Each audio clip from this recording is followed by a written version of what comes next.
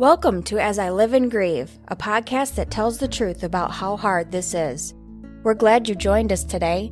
We know how hard it is to lose someone you love and how well-intentioned friends and family try so hard to comfort us. We created this podcast to provide you with comfort, knowledge, and support. We are grief advocates, not professionals, not licensed therapists. We are you. Hi, everyone. Welcome back to As I Live and Grieve. Hope everyone's been doing well. It's another week, and I have another great guest for us. Today, we're going to talk about music. And our guest today is Greg Halpen. Greg, thanks so much for joining me today. Hi, I am so happy to be here to talk about what you talk about, which is grief. Right. And everything in between. Right. Before we get started, I think this is going to be a great conversation, meaningful for many people for many reasons. But would you just give our listeners a little bit of your background, please? Yes, so I have a strong background in musical theater, professional music theater. I'm a singer, solo show performer, and a creativity coach. And I have extensive experience in the realm of loss, which is, it's pretty much a lot of life lessons. So that's me in a nutshell. I mean, there's a lot in between all of that. I'm a multi-faceted creative, which means I have my creativity hands dipped in many mediums. Right. Sometimes people don't think that creativity can cross so many mediums. Yes. Or is it media at that point? My Latin's Media. coming back to you. At any rate, when I think of creativity, I think usually of writing or art. But certainly, music is a form of art, and I know that's going to come across. And there are many other forms of creativity as well. We just don't often think of them. You're a creativity coach. What does that mean? Well, for me, a creativity coach is either helping somebody navigate the ins and outs of fear and trying to get to the, center of what that is. So they're able to, bring self-actualize their creative goals or, I talk about this a lot, that creativity doesn't necessarily mean that you're a painter, you're an actor, it doesn't have to be that. Like you could be an executive manager or an assistant in a corporation and still use creativity to help you communicate with your workers. And you can do that through improvisation, taking improv classes. Like every person from every walk of life is starting to take improv classes because of how much it opens you up. Really? Huh. Mm-hmm. Improv classes, I think, would be fun. When you mentioned being like an executive in a business, I immediately thought of that thinking out of the box thing. And that is a form of creativity. Mm-hmm. And also, I know that sometimes there are managers that all of a sudden they will just tell everyone in their office to stand up and they'll do some stretching or do some yoga or something. They're trying to interact with their employees in a different way. That also is creativity. Mm-hmm. Mm-hmm. You also mentioned a lot of losses and grief, as we all know, and we've discussed before with many of our guests, that grief isn't always about the death of a loved one. Certainly that's probably the first idea that comes to people's minds, but it can be loss of anything. Loss of your marriage in a divorce, for example. It could be loss of a job, loss of the college that you really, really wanted to go to, and they didn't accept you for some reason. And we've also talked about how post-pandemic, almost everyone in the entire world is grieving the loss of something. So, with all the losses you've had, and knowing that our topic today is music, do you believe that music can be key in alleviating some of those symptoms of grief? Absolutely. I think music can help. I mean, I think the grieving process does happen immediately, which whether a person realizes it or not, but I think music can help move along grief the grieving process, even though there's no expiration date on when you're supposed to stop grieving, because you can Exactly. grieve loss forever. Yeah. So I think music can definitely help move that along and help soothe certain areas of it. Right, right. For me personally, and I've said I lost my husband Tom, well, about a week ago. It was 5 years. So it's been 5 years since he died. And I still grieve him. My grief has changed considerably since a few days after his death, certainly. And for Tom and I, music was very important. He loved the oldies. So anytime I hear certain oldies, of course, I immediately think of Tom. And it might prompt maybe a dance we were at or an annual meeting, a gala or something like that. And I will have those memories instantly. If I hear the song Lara's Theme, I think immediately of my parents who loved to Mm. dance. My father loved the waltz. Both my parents are gone. So I still grieve them. That memory helps because it reinforces that memory. Doesn't make me cry now. It used to. And Mm. almost any piece of music will prompt some emotion in me.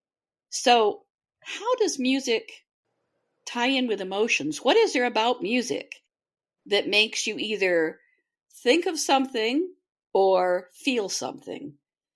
That's an interesting question. I think most definitely, like when you hear a song that's tied to something from the past, that you think about that and that resurrects a feeling Mm-hmm. of some sort. Like when I hear the song September Song, it's an Okay. oldie.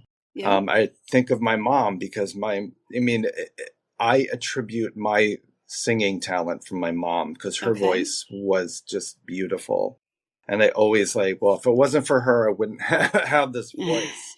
So she never really got to do what she wanted to do with singing. So she Mm-hmm. set up this karaoke machine in her house, and she just had it was like a little professional sounding studio, but it How cute. wasn't. Yeah, so she recorded all the time, and she sang. One of the songs was September Song, and so that every time I hear that song, I think of my mom, Mm-hmm.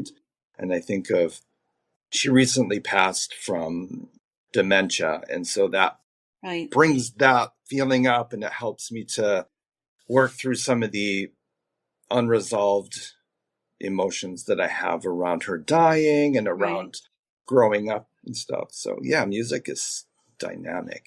Yeah. Yeah. And different types of music, as I was mentioning, can provoke different emotions. If I want, usually once a year, I take a couple weeks and I spend that time just doing some introspection. And I really think about, what I've done over the last year. What did I not do? What do I feel I should have done? And I try to set some goals for myself in that aspect. Like this year, for me personally, this is my memory making year. Mm. I want to find experiences that I can share with my loved ones that will prompt them to have memories once I'm gone. Mm. The family recently went to Jamaica on vacation. And I am trusting that at some point in the future, after I'm no longer around, one of the boys, Nathan or AJ, will remember the time that grandma took them all to Jamaica on vacation, and they'll remember some of the fun they had. So this is my memory making year. It's also very connected to music because Nathan is a guitarist and he is now in a band, and the band is just working on their first set, and they've got a couple of gigs coming up and everything. So music is going to be very happy. It's going to be a great chance. But if I want to relax and do that introspection, I generally will listen to classical music, but it will be certain classical music. It'll be a certain pace. It'll be a certain tone. It might, depending on my mood, might be in a major key or it might be in a minor key, because a minor key generally is a sadder sound for me Mhm. personally. And I think that's the intention of most composers, if they want something to be a little sadder, they tend to use that minor key. Am I on the right track here? Yeah, absolutely. I think those keys, minor and major keys, they both do something in Right. terms of what kind of what kind of feelings come up. Right, Like right. it could be it could be a scary sound too. Oh, yeah, I remember the theme from Jaws. Yes. There's a good one. And Yes. even certain instruments. Now, when I was in high school, I played clarinet. Before that, Mm. I played piano. I'm not a singer. I have what my mother would call a choir voice. I have a good supporting voice for a chorus in the background, but I don't have a soloist's voice. So I went the instrument way. But for me, again, differences, personal experience. If I hear an oboe, I might feel a certain way. If I hear a saxophone, I think of jazz. If I hear trumpets, I think of marching bands. So all of those things for me personally make a difference in my life. Mhm. So as we grieve, if someone is stuck in grief, I like to kind of urge them to get up off the couch. They might pick a song, say from Footloose, and start dancing. I love that Just, movie. in their own home where no one can see them, no one can judge. Just start moving and start moving to some of that music. And if you can do this, if you can motivate yourself to do it, I believe it can help you because it Mm. will help you keep moving a little bit. Maybe while you're in the kitchen trying to figure out what you want to cook for yourself because you know you have to eat. Maybe you could play another song, whatever. If you want to sit on the couch and be sad and give in to your grief, play something sad. Certainly. Certainly. Mhm. Do you have any suggestions for people on what they might play in different situations? I don't know. That's interesting. I think it all depends on what gels with them the most. Like if I was born in the 70s and kind of grew up in the 80s and then the 90s as a young adult. And a lot of times I pull from from the 80s, like Cyndi Lauper, Right? Wham, and all those, and even some new wave music. I mean, when I hear certain, like Careless Whispers, was on TV the other day, and every time I hear that song, it reminds me of somebody that I dated, and it was really intense. And that song just, it kind of brings tears to my eyes because I think that Hmm. was like the first time I fell in love. And so, yeah, so that song is so powerful to me. Right. Um, but I think sometimes we can listen to music, and depending on what the mood is and the music, it's like for instance, if a person is grieving and, like you said, sitting on the couch and feeling sorry for themselves and just really in that, I think it's important to stay away from sad songs about longing, songs that just pull you into that emotional place of like, oh my Hmm. God, it's just so intense. Because that, I mean, there's a time and place for it, but that music will keep you there. Right. That will keep you in that space of like, I'm just going to keep isolating. I'm just going to keep, binge watching TV, and I'm going to just Right. keep binging on food. Uh huh. Food you don't have to cook because you don't feel like doing anything. Um, Yeah, exactly. what do you think about, and this just kind of, as we're talking, this just kind of came to me in a thought. What do you think about creating a playlist that maybe starts out with some of the sadder, maybe a couple sadder songs, and then progresses to Mm. something more cheerful, more movement oriented that just makes you want to, and maybe before you realize it, your toes will be tapping. Mm. That would be an interesting playlist, wouldn't it? I think so. And it would be a great like tool for somebody like to consciously use, Right, that they know, okay, I'm going to start with this song. And then I know I have to move to the next one. I have to right. move to the next one. I think that's brilliant. I think that Maybe would we could work. market that. Maybe you Yes. and I could market that. Yeah, it just kind of occurred to me because generally, if you like music at all, Hmm. I think that you kind of relax and let your mind go with the music, Mm-hmm. whether it prompts memories or emotions or whatever, but your mind just kind of carries you along. So if the songs gradually change in tempo, in key, things like that, and even lyrics, it might help you get up off the couch. Absolutely. Absolutely. I like I that. think, yeah, that's a great idea. And I love the mixtape name too, because Yeah, I agree. Like, I come from that time when it was called a mixtape, when you actually right, had a cassette tape. right. Yeah, and you'd listen to it from one end to the other. And now it's a Yes. playlist that can have endless number of songs on it. But I think we Hmm. might have something there, Greg. I really do. I think so too. We should definitely look into that. Right. And if you were going to suggest for someone who's just kind of stuck in grief and said that one of their loves was music, do you have any thoughts about what you might suggest for them in the realm of creativity? What might they do? This is really dear to me because I think for a very long time I was stuck in the grieving process. And this was like literally most of my life because of childhood trauma. Hmm. And so, and what I noticed that kind of works for me is if I, even if the person's not a singer, if they don't think they're a singer, I would like recommend joining a choir Hmm. or taking voice lessons just Okay.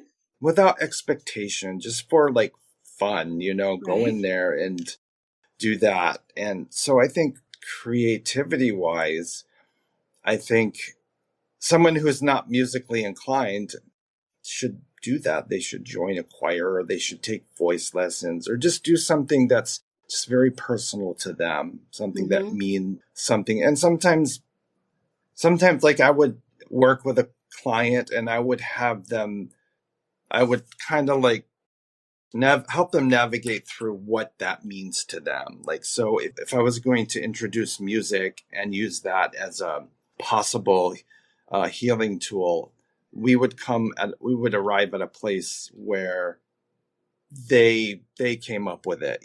Okay. They would like do music, but what does that look like to you? Okay. All How will right. that work for you? Sure. And I can imagine, I can picture someone who's angry deciding to take up drums, for example. Uh, um, yes. but that's a very interesting perspective.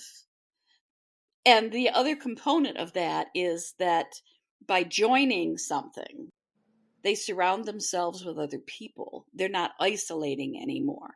Hmm. And the hardest step is to go the first time.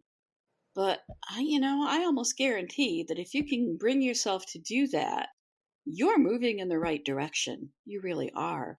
Whether it's playing piano, maybe you always wanted to play the piano. Maybe your mother or your grandmother used to play and you loved hearing them. My father used to play the piano, but he he pretty much only used the black keys.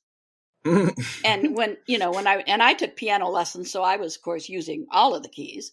But when I would ask him, Dad, why do you do that? And he couldn't read music. He would play by ear.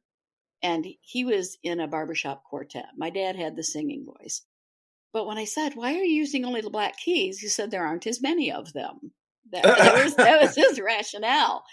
But whatever, whether it's playing an instrument, whether it's singing, there are many opportunities out there in your community, I think, for either learning an instrument and joining a community band, maybe one that marches and parades, or joining a chorus or a choir.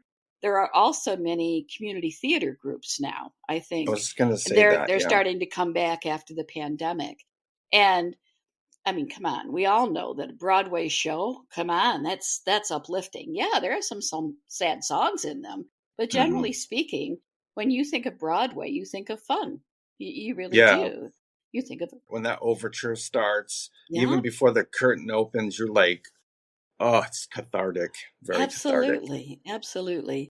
And we all know too that even if you don't feel you have a singing voice, you can sing in the shower. Absolutely. you know, Yes, yes. and if not, instrument or voice. Maybe you want to take up dance. Oh, yeah. That would get you moving as well. So Mm-hmm. there are many components to the fact that music in some form can help you through the Mm-hmm. grieving process, I Mm-hmm. believe. Mm-hmm. The first and important thing is getting you up off that couch and Yes. getting you out with other people. It's your choice what you Mm-hmm. do with it, Mm-hmm. in any way, shape, or form. Yeah, it starts with the choice, the Yeah, decision. And that's often the hard part. well, sure it is. For a long time, I didn't listen to music. I mean, I love music. And for a long time, I was resistant Hmm. towards turning the music on. And then when I started listening to music again, whether it was Patti LuPone or was something from the 80s, Hmm. as soon as I started listening to that music, my body came alive. I was like, oh my God, I miss music so much. It does. It So does. it's magical. Yeah. What do you think music does to your brain? Any thoughts? I know you're not a Yeah. scientist, so I'm not asking you to publish a paper, but why do you think music can be so uplifting? Well, the cerebral cortex. No, I'm just kidding. Hmm. I think it. If I were to make an educated guess, or just like in my opinion, I think music just awaken or it activates parts of your brain that are not that active, and it kind of does something to the neurons and the electricity that flows through your brain. I think it just it does something to that. It does. It's like when you give somebody's car a jump with jumper cables. So it's like the Yeah. jumper cables are connected to the music, and then the other part to your brain. So when the music starts, you're like, oh, that's something's happening to my body. I'm Hmm. becoming more alive. Yeah. More times than not, I will find myself my toe tapping, or I will find myself focusing on the rhythm, the tempo, or something, and not even realize it's happening. Hmm. And then all of a sudden I realized what's going on. And I thought, did anybody see my shoe move or my toe tap or whatever? But yeah, it just prompts, it kind of brings you out, I think. And that's Yeah. what I was referring to earlier when I said, I think your brain just kind of goes with the music until eventually it becomes more of a conscious thought Hmm. that you're actually listening to the music. When I was grieving shortly after my husband's funeral, I shut myself off from music, and music's always been key in my life. So I found, like you, that when I started listening to it again, and I started with classical again, from being in a band and an orchestra, that for me, I could hear all the layers in it. I could hear, the flutes, and then I could hear the basses, and I could hear the percussion. I could hear all the Hmm. layers Hmm. because that's the experience I've had with music. For others, you just kind of go along with it. So, whether you are grieving the death of someone you love, or whether you're just angry because you lost a job, hey, there used to be a song called Take This Job and Shove It. And I and I remember a lot of people angry about their job, would Hmm. say that, or like Dolly Parton's 9 to 5. That Hmm. there's all kinds of songs out there for most anything, any mood you have. All you have to do is search a bit. Hmm. And music can help you, I think, in just so many ways. What do you think about in the realm of our teenagers, our younger generation, the music they listen to, with some of the lyrics they listen to, some of the concepts and everything? Do you think a lot of them are listening to it because they're grieving too? Especially after the pandemic. Are they grieving like when they couldn't be with their friends, when they couldn't go to the mall? Do you think, does that have any impact on the type of music they're listening to? I think it does. I think it's so difficult though with teenagers because they're just coming into this different kind of awareness about independence and pushing boundaries Right. and such. So I think teenagers do that when there's a traumatic thing happening. They Hmm. definitely turn to music. I think music in teenagers is like breathing, Mm-hmm. It's just they have the only thing that bothers me about the younger generation of music is the cookie cutter kind of singing that's done, and that I don't know, what that does to a young person's brain when there's no diversity Okay, of fair enough. music. Yeah, That's another topic that would be good to explore, but probably not specific to this podcast. yeah, But yeah. I but it's interesting yeah, when you think of that and the connection. I went on a side road there. No, that's okay. That's perfectly okay because it's all related when you think about hmm it. hmm I think sometimes about music played at funerals. Of mm. course, Amazing Grace is always one of the popular ones. My children say that at my funeral or my memorial service, they're going to play Love Shack by the B-52s because I do not like that song. Never have, for some reason, never will. For me, it's like nails on a blackboard. Anytime they kind of want to get a reaction out of me, they play Love Shack. And in fact, my daughter did it just a week ago. We were talking to Nathan, her older boy, the one that's in the band. hmm We were talking to him about some of the songs his band was going to play and what style and everything like that. And we were going through and say, well, how about this one? How about this one? And all of a sudden, Stephanie, my daughter, plays Love Shack, and I glared at her, but people, I think, are starting to shift even their focus on funerals, and they're not being as traditional anymore. They're doing different things. And sometimes at my husband's funeral, we did play Amazing Grace eventually at the actual service part. But for calling hours, we were going through one of his playlists of oldies. Mm. And for so many people that stopped in to pay their respects, they would just all of a sudden listen and smile because it prompted a memory for them. hmm So even at something as serious and traditional as a funeral, calling hours at a funeral home, music can be used to make people smile, to make people engage with each other, and to make hmm those memories come back. And I think those are key.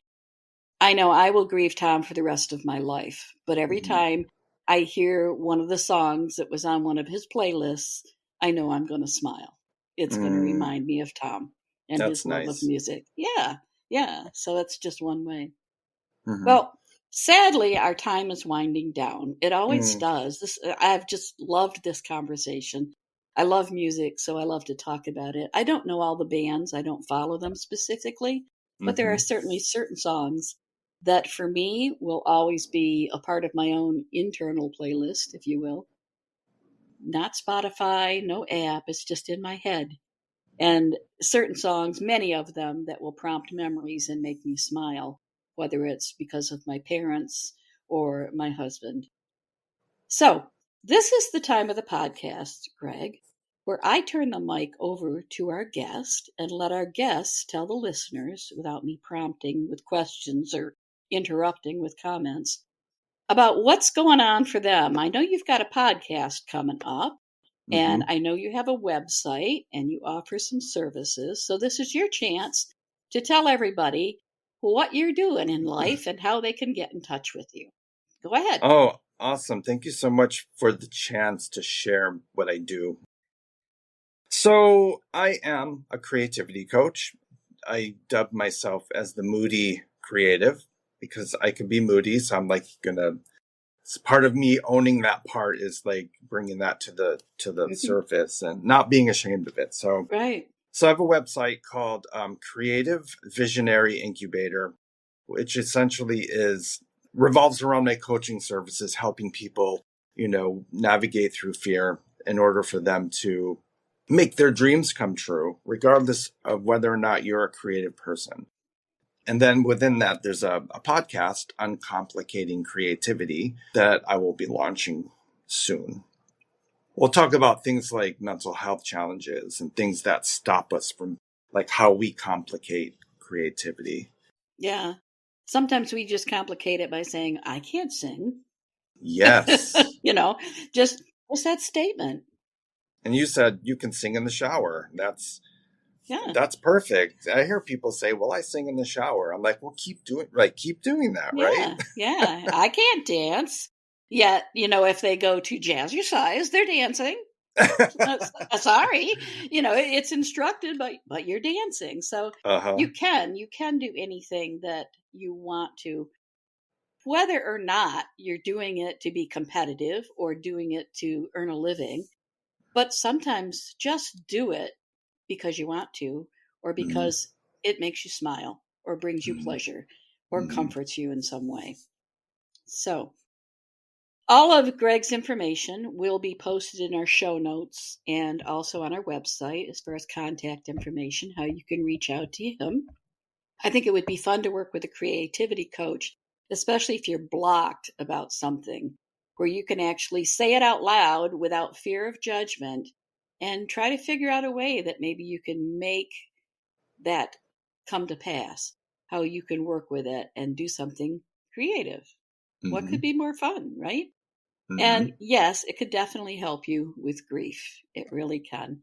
I think, again, one of the most important things is if it can get you up off the couch, if it can get you out of the house so that you can interact with others, I think you've come a long way in walking your grief journey.